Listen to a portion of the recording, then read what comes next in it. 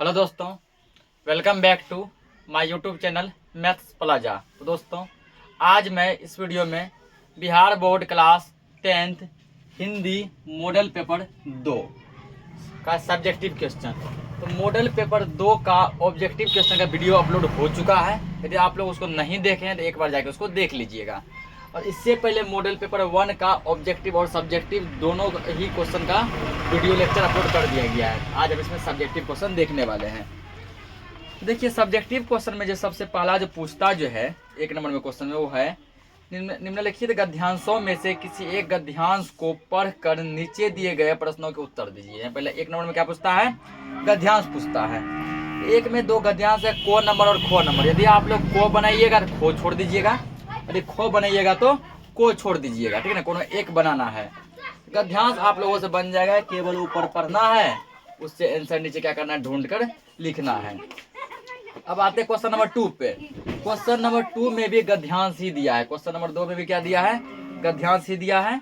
इसमें भी वही है कि पहले पढ़ना है, ठीक ना, उसके बाद उसको ढूंढ के क्या करना, लिखना है।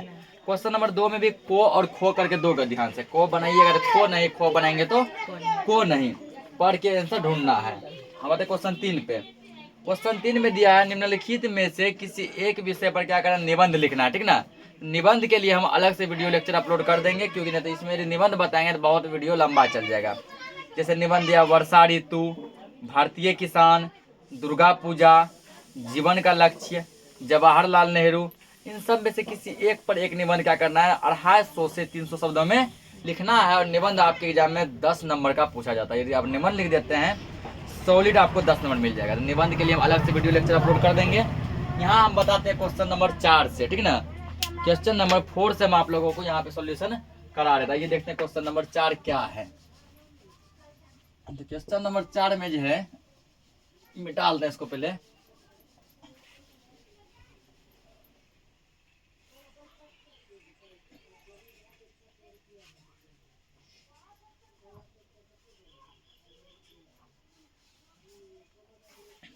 क्वेश्चन नंबर 4 कह रहा है कि अपने छोटे भाई को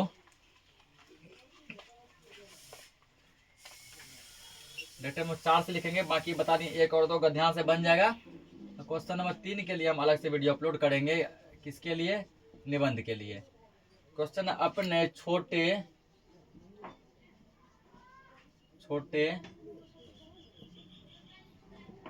भाई को जन्मदिन के उपलक्ष्य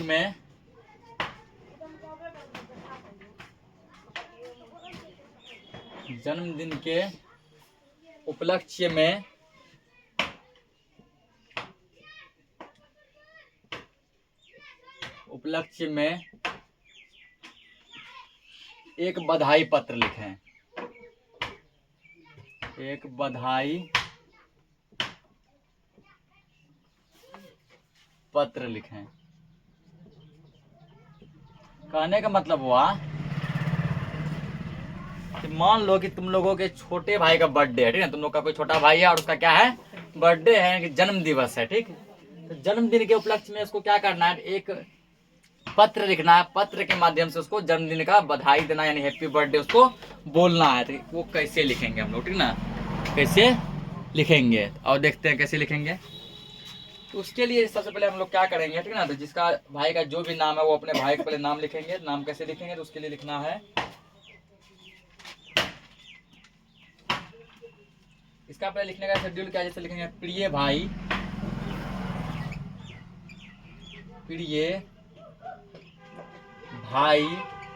और भाई का यहाँ नाम लिखेंगे। भाई क्या लिखेंगे, नाम लिखेंगे। जैसे प्रिय भाई मान लो यहाँ लिखते हैं कृष्ण, प्रिय भाई कृष्ण, और जिसका भाई का जो भी नाम है वो यहाँ पे लिखेगा, ठीक है ना, प्रिय भाई कृष्ण, कोमा। यहाँ पे लिखेंगे शुभाशीष, मतलब कि तुमको आशीर्वाद है मेरा, शुभाशीष। प्रिय भाई और उसके भाई का नाम शुभाशीष, फुल स्टॉप, ठीक। और यहाँ पर क्या क्या लिखेंगे, ये पत्र कहाँ से हम लोग लिख रहे हैं, ठीक ना, जगह का नाम लिखना होता है। ये पत्र कहाँ से लिख रहे हैं हम लोग, ये पत्र लिख रहे हैं धमदाहा से। पत्र कहाँ से लिख रहे हैं, धमदाहा से लिख रहे हैं ना। धमदाहा यहाँ कोमा लिख रहे हैं, पूर्णिया, धमदाहा पूर्णिया से लिख रहे हैं, ठीक। कब लिख रहे हैं, ठीक है। ये पत्र जो कहाँ से धमधा पूर्णिया से कब लिख रहे हैं, यहाँ लिख देंगे दिनांक, दिनांक, ठीक। दिनांक यहाँ मत लिखो, डायरेक्ट से डेट दे दो, धमधा पूर्णिया, ठीक। जो जहाँ जिस भी जगह से लिख रहा है अपना जगह का नाम लिखेगा, ठीक ना। कब लिख रहे हैं, तो आज क्या तारीख है, आज जैसे मान के चलो हो गया तुमको 8 हो गया ना, ये हम 8/1/2025 जिस तारीख को लिखेंगे वहां वो तारीख देंगे, ठीक। अब यहाँ लिखेंगे प्रिय प्रिय भाई कृष्ण शुभाशीष, और यहाँ से लिखेंगे अब तुम्हारा पत्र मिला, मतलब कि वो हमको पत्र मान लो लिखा था, ठीक ना। तुम्हारा पत्र मिला, तुम्हारा पत्र मिला, तुमने लिखा है कि, तुमने लिखा है कि 25 जनवरी को, तुमने लिखा है कि मैं, ठीक है, मान लो उसका बर्थडे 25 जनवरी को, ठीक, मान लेते हैं 25 जनवरी को। जब बोर्ड एग्जाम में लिखेंगे यहाँ लिख देंगे 25 फरवरी, 10 फरवरी, कुछ और लिख देंगे, ठीक ना। या फिर जो रियल बर्थडे है वही लिख देंगे, ठीक। जिसका भाई का बर्थडे जिस भी तारीख को वो यहाँ पे क्या करेगा, लिख देगा। तो मान लेते हैं कि बर्थडे 25 जनवरी को, मान लेते हैं 25 तुमने लिखा है कि मैं 25 जनवरी को कोनो जगह का नाम लिख दो, मतलब पटना आऊं, मान लो वो पटना में क्या करता है, पढ़ाई करता है, ठीक ना। पटना आऊं, वो अपने पत्र में लिखा है कि दीदी या भैया आप 25 जनवरी को पटना आइए, ठीक। अभी यहाँ लिखेंगे मेरे वहां आने से, मेरे वहां आने से तुमने कोई कारण नहीं लिखा है, मैं वहां क्यों आऊं ऐसा तुमने नहीं बोला, बस बोला कि भैया आप आइए, ठीक ना। या किसी का बड़ी बहन है, दीदी आप आओ, क्यों आए ये उसमें नहीं लिखा है। 25 जनवरी को मैं वहां आऊं, मेरे वहां आने से तुमने कोई कारण नहीं लिखा है, नहीं लिखा है, लेकिन मुझे यह अच्छी तरह, मुझे यह अच्छी तरह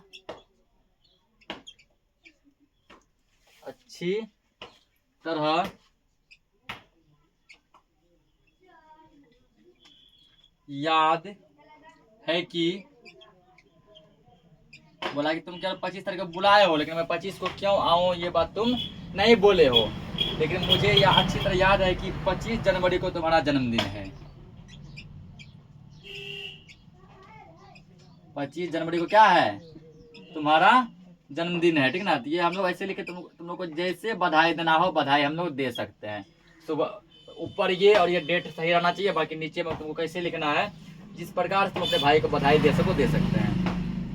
अच्छी तरह याद है कि 25 जनवरी को तुम्हारा जन्मदिन है, बर्थडे को हिंदी में जन्मदिन कहते हैं, तो जन्मदिन है, ठीक।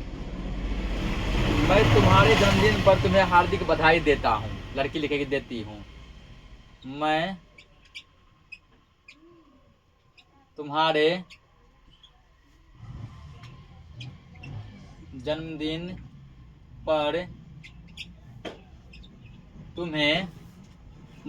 जन्मदिन पर तुम्हें हार्दिक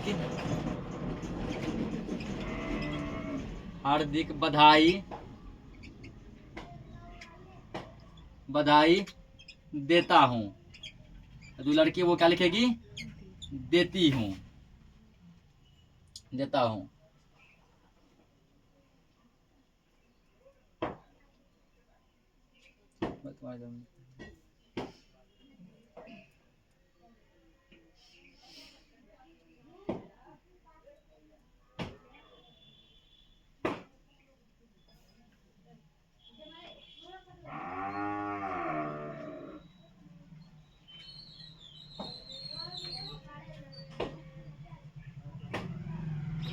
अगले इसमें लिखिए ना कि मैं पटना नहीं आ सकता हूँ, क्यों पटना को बुलाया है, पटने बुलाया है ना, कौन जगह लिख देंगे तो मान लिख दिए मैं पटना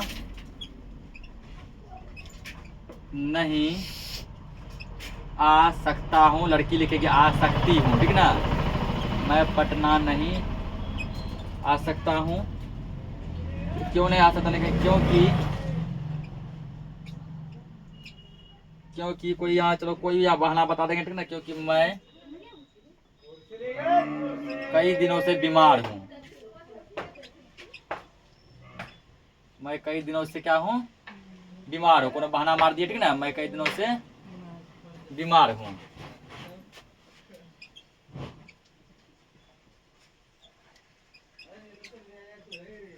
बीमार हूँ।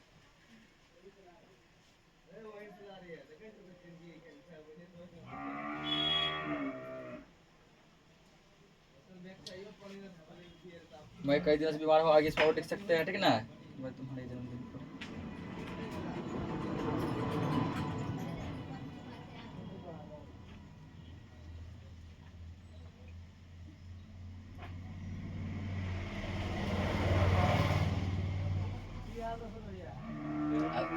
तुम्हारे आगे इसलिए दो मैं तुम्हारे जन्मदिन पर हिंदी की कुछ मतलब गिफ्ट दे दिए, ठीक ना, हिंदी की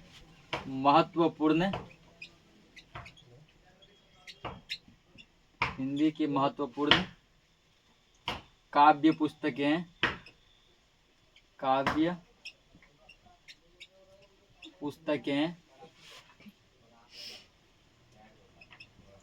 डाक यानी पोस्ट ऑफिस द्वारा, ठीक ना, डाक द्वारा भेज रहा हूँ। लड़की लिखेगी यहाँ पे भेज रही हूँ, ठीक ना, भेज रहा हूँ, लड़की लिखेगी भेज रही हूँ। बस हो गया, इतना काफी है। अब यहाँ लिख दो तुम्हारा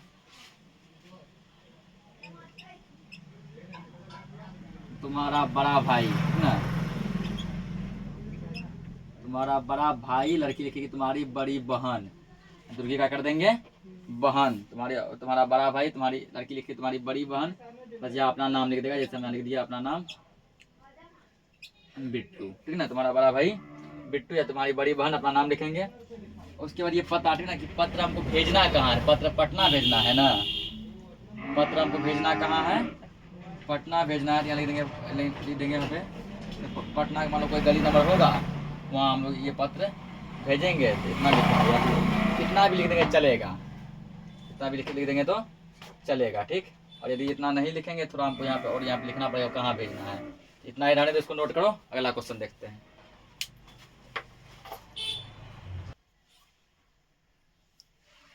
क्वेश्चन दिया है 5वां, निम्नलिखित में से किसी 5 प्रश्नों के उत्तर 20 से 30 शब्दों में लिखिए, ठीक ना, यानी कुल 10 प्रश्न इसमें दिए गए हैं, 10 क्वेश्चन दिए गए हैं, 10 में से तुमको जो भी 5 क्वेश्चन का आंसर आ रहा है, ठीक ना, उन 10 में से जो भी 5 क्वेश्चन का आंसर आ रहा है तो उसका आंसर क्या करो, लिख दो। मान लो पहला जैसे क्वेश्चन लिखे, कुशल व्यक्ति या सक्षम श्रमिक समाज की निर्माण के लिए क्या आवश्यक है, ठीक ना, ये जो पहला चैप्टर से क्वेश्चन उठाया गया है कि कुशल व्यक्ति या सक्षम श्रमिक के समाज के लिए क्या आवश्यक है। तो 10 क्वेश्चन में से कोई भी 5 प्रश्न का उत्तर देना है, तो लिखते हैं उत्तर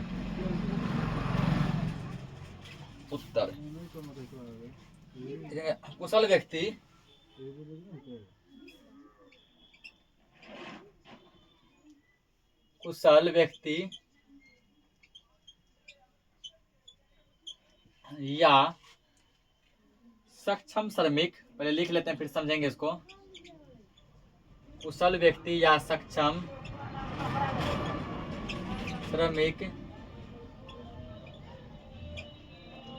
समाज का निर्माण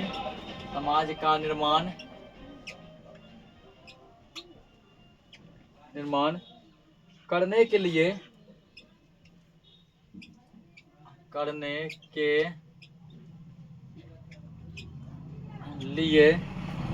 यह आवश्यक है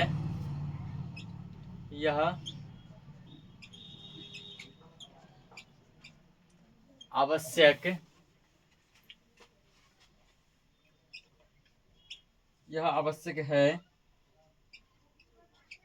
कि व्यक्तियों की क्षमता को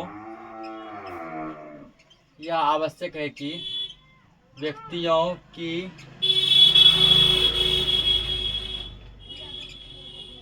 क्षमता को उस सीमा तक विकसित किया जाए, उस सीमा तक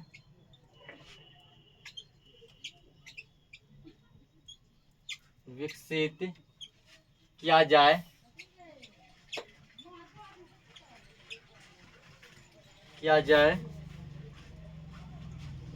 कि वे अपना पेशा स्वयं चुन सके, कि वे अपना पेशा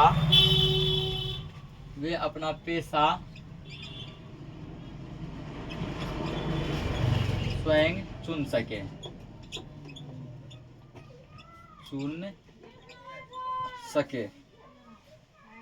तो बोला गया कि कुशल व्यक्ति या सक्षम श्रमिक समाज के निर्माण के लिए क्या आवश्यक है। कुशल व्यक्ति या सक्षम श्रमिक समाज का निर्माण करने के लिए यह आवश्यक है कि व्यक्तियों की क्षमता को उस सीमा तक विकसित किया जाए कि वे अपना पेशा स्वयं चुन सके। पेशा का मतलब होता है काम, पेशा मतलब काम। किसी व्यक्ति को इतना आज़ादी दो कि वो अपना काम खुद चूज कर सके कि हमको कौन सा काम करना है, हमको किस क्षेत्र में जाना है। उसको जबरदस्ती किसी काम का बोझ मत दो कि तुमको यही काम करना है, चाहे उस काम में उसका रुचि हो, उस काम में उसको मन लगे, वो काम उसके करने आता हो या नहीं आता हो, ठीक ना। उसको जबरदस्ती थोपना नहीं है कि तुमको यही काम करना है। उसको आज़ादी देना है कि वो अपना काम क्या कर सके, स्वयं खुद चुन सके कि हमको ये काम करना है, ठीक है ना। इसको नोट करो। अगला क्वेश्चन देखते हैं। अगला क्वेश्चन दिया है कि मदन हक्का बक्का क्यों रह गया। मदन हक्का बक्का क्यों रह गया। पहले इसका उत्तर लिखते हैं, फिर इसको भी हम लोग समझेंगे। उत्तर में हम लोग लिखेंगे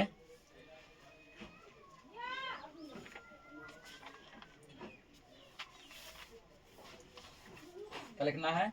मदन अपने पिता के क्रोध का मदन अपने पिता के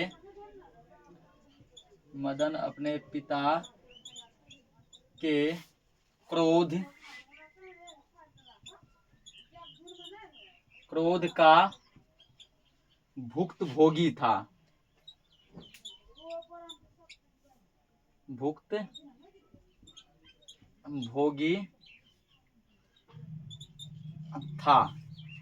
वह बराबर अपने पिता से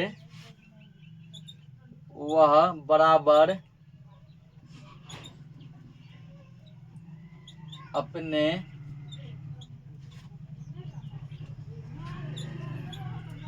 पिता से पीटता रहता था।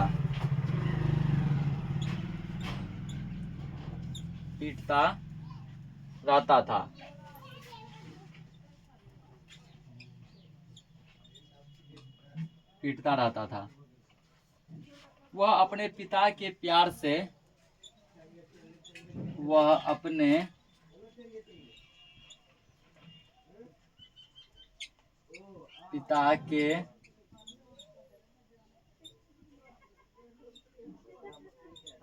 से वंचित था।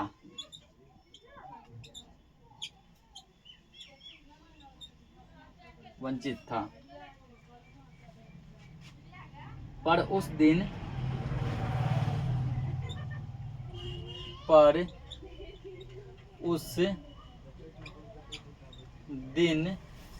मार्कर चल का रहा है। तो उस दिन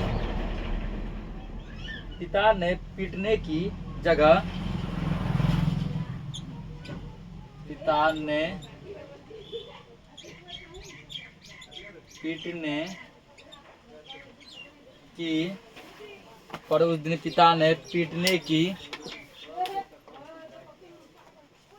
पीटने की जगह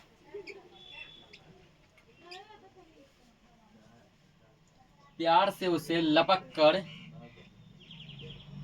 प्यार से उसे लपक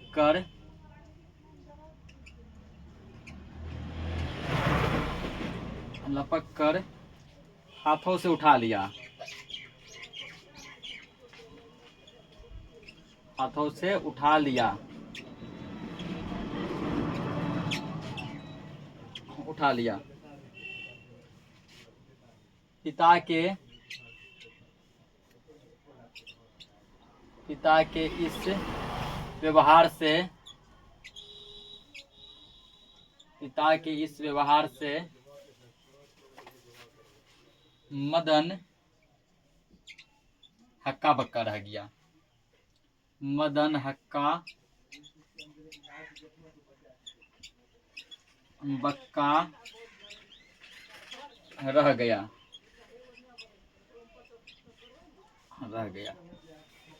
ये इसको समझते हैं। ये जो कहानी, ये जो क्वेश्चन जो दिया गया है, ये क्वेश्चन है विष के दांत चैप्टर से, विष के दांत चैप्टर से। तो जब विष का दांत चैप्टर हम आप लोगों को समझाए थे, तो वहाँ बताए थे कि मदन के पिता गिरधर लाल उसे हमेशा पीटते थे।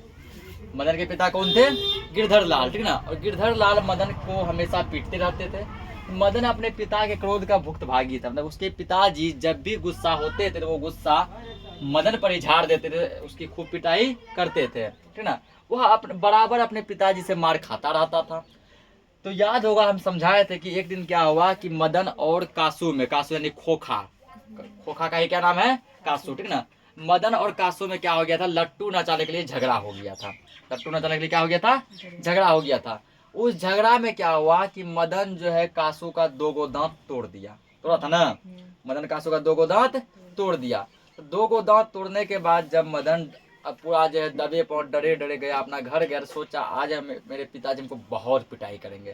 तो हल्का सा छोटा मोटा कुछ गलती करते हैं तो वो खूब पिटाई करते हैं। आज तो हम 2 दांत ही तोड़ दिए उसका, आज खूब मार मारेंगे। लेकिन उसके पिताजी उसको पीटने की जगह, मारने की जगह क्या किया, उसको हाथों में पूरा गोदी में उठा लिए, गोदी में उठा के कहने लगे शाबाश बेटा, ठीक ना। इसी बात से मदन हक्का बक्का रह गया। इस बात से मदन क्या रह गया? हक्का बक्का रह गया। इसको नोट करो, अगला क्वेश्चन देखते हैं। अगला क्वेश्चन है संतु क्यों उदास हो गया? संतु क्यों उदास हो गया? तो इसको भी पहले लिख लेते हैं, फिर हम लोग इसको समझ लेंगे। संतु क्यों उदास हो गया?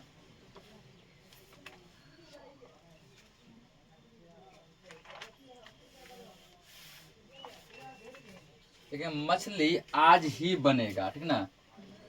सब लोग मछली आज ही बनेगा।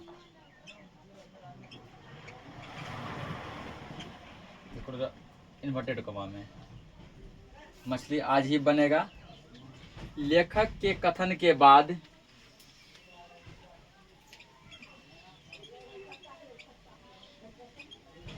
लेखक के मछली आज ही बनेगा। लेखक के इस कथन के बाद, इस कथन के बाद संतु पूछता है, संतु पूछता है, संतु पूछता है भैया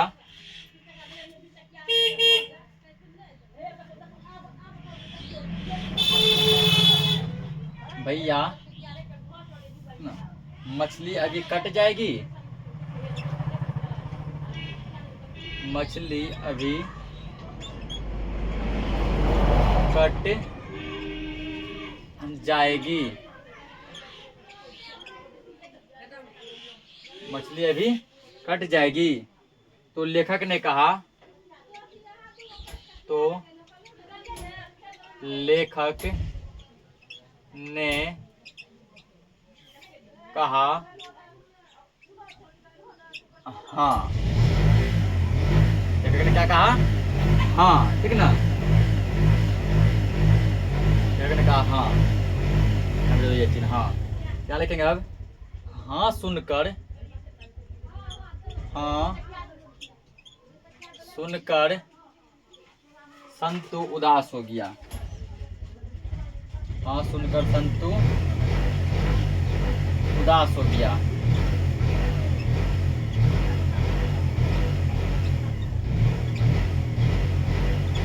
हो गया तो संतु उदास क्यों हो गया। ठीक, तो ये जो कहानी, ये जो क्वेश्चन जो है ये है मछली कहानी से, ठीक ना। चैप्टर को है ना मछली, उसी से दिया गया। तो संतु कौन था? संतु लेखक का छोटा भाई था। जो लेखक मछली कहानी लिखे हैं उसका छोटा भाई क्या नाम था? संतु। संतु तो लेखक कहते हैं कि मछली आज ही बनेगा। लेखक क्या बोलते हैं? मछली आज ही बनेगा। ये बात जब संतु सुना तो संतु पूछता है लेखक से जाके कि भाई यार तो मछली आज कट जाएगी, कि मछली बनेगा तो उसको काटना पड़ेगा। क्या काटना पड़ेगा? काटना पड़ेगा। संतु पूछता क्या है कि भैया लेखक आज मछली कट जाएगी, ठीक ना। तो क्या पूछा? भैया मछली आज कट जाएगी। तो लेखक बोले हाँ मछली तो आज कट जाएगी, ठीक ना। जैसे ही संतु हाँ सुना तो उसी बात से वो उदास हो गया कि मछली आज कट जाएगी। सोचा तो कि इससे खेलेंगे, इसको कुआं में डालेंगे, ठीक ना। इसी बात से वो क्या हो गया? उदास हो गया। इसको नोट करो। अगला क्वेश्चन देखते हैं।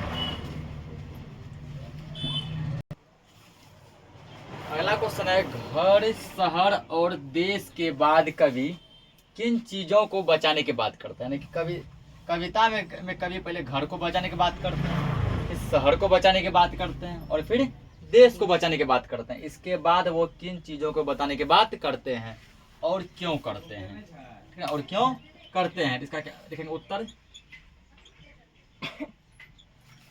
आंसर में लिखेंगे घर, शहर और देश के बाद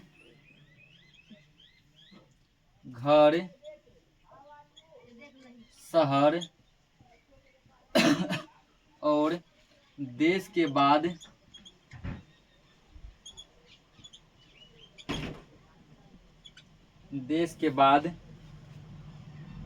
कवि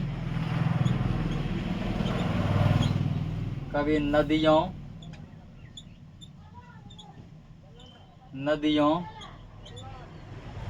हवा, भोजन, नदियों, हवा, भोजन, जंगल एवं मनुष्य को बचाने की बात करता है। तो मनुष्य को बचाने की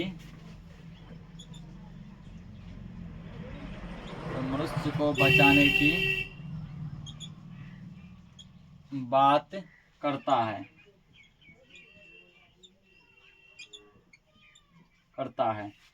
फिर क्यों करता है? लिखेंगे क्योंकि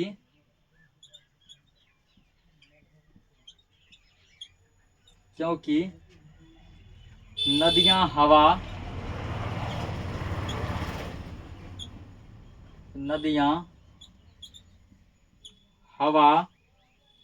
फल फूल,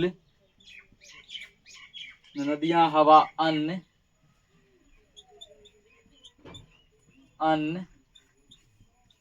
फल फूल जीवनदायक हैं।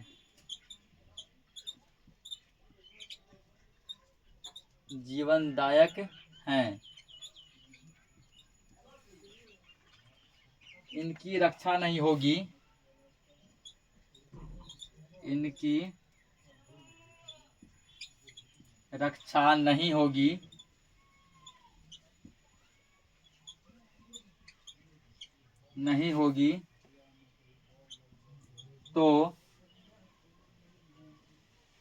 तो मनुष्य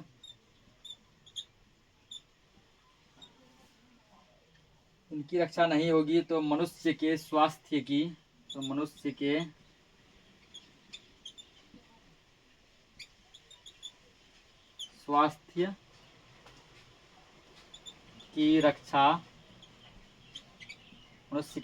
रक्षा नहीं हो सकती है।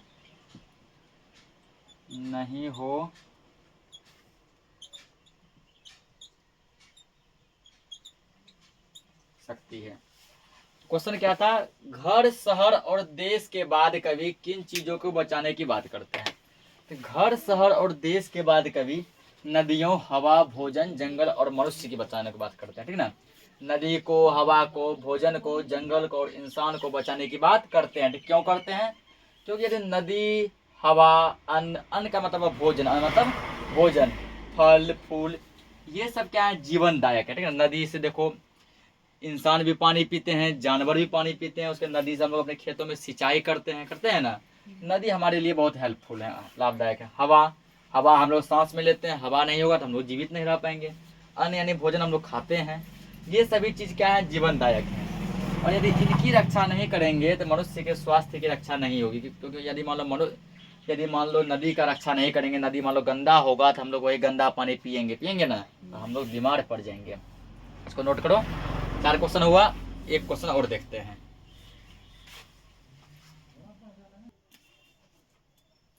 अगला क्वेश्चन है कि कवि वीरेन डंगवाल के अनुसार धमाके से कहाँ देवी जागरण हुआ, ठीक ना। यानी वीरेन डंगवाल के अनुसार देवी जागरण बहुत ही जोरदार तरीके से कहाँ हुआ था?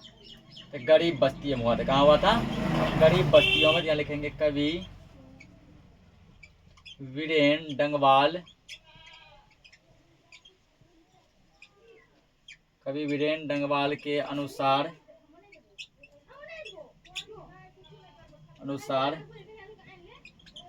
धमाके से गरीब बस्तियों में